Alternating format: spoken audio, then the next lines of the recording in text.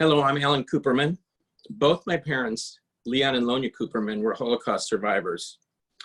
As we commemorate the 75th anniversary of the liberation of Auschwitz and the end of the Holocaust, sharing stories of survival is vital. We are inspired by these stories of courage and survival in the face of unimaginable evil. Each survivor story is unique, yet they all inspire us to wonder at the depth of human spirit needed to survive against all odds. I've spent a lifetime pondering what it took my parents to survive.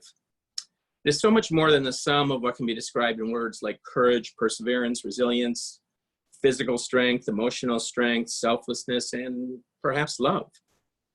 Many add luck to this list. My own view is survivors worked to make their own luck.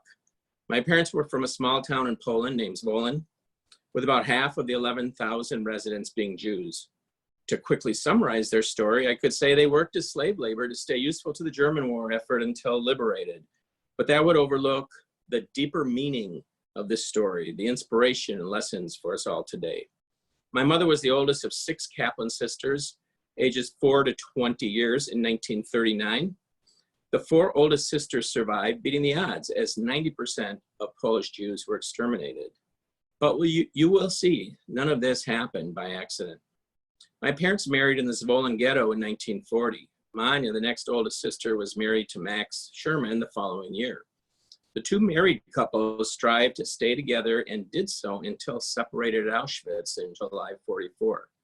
Though separated from their husbands at that point, the 2 sisters stuck together and were so much stronger than they could ever have been apart.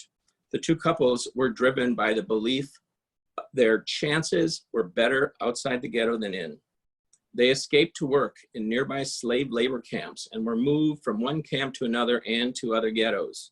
All along, they sought information through any means possible, ultimately using that information to jump the ghetto wall the day before it was liquidated to Treblinka in 1943, traversing the frozen January Polish countryside to find shelter in yet another labor camp until moved to the Radom ghetto. In July 1944, those remaining in Radom were marched to the train station 48 miles away, an 8-day death march that only half survived. Stragglers, the ill and injured, were left for dead or shot. My mother struggled mightily, but was carried along by her family until being packed into cattle cars destined for Auschwitz. On arrival, Dr. Joseph Mengele, the angel of death, personally selected who would live and who would die, who would be sent to the right with the able-bodied, and who would be sent to the left with the elderly, infirm, and young to be killed in the gas chambers. Mengele sent my aunt to the right. Mengele looked at my mother with her small pot belly, pregnant perhaps, and sent her to the left. At that fateful moment, everyone turned around, and my aunt seized the moment and pulled my mother with her to the right, and no one noticed. After 4 months at Auschwitz, a factory manager from the Sudetenland needed 100 women to work his factory. Pricking their fingers for a drop of blood to redden their cheeks and appear healthier, the women jostled to be picked. My aunt was chosen. My mother was not. My aunt pleaded they both be taken, provoking an SS guard to begin beating and kicking her. The factory manager stopped the beating and took them both. They worked in that munitions factory until liberated May 8, 1945 by the Soviet Army, mere skeletons of their former selves.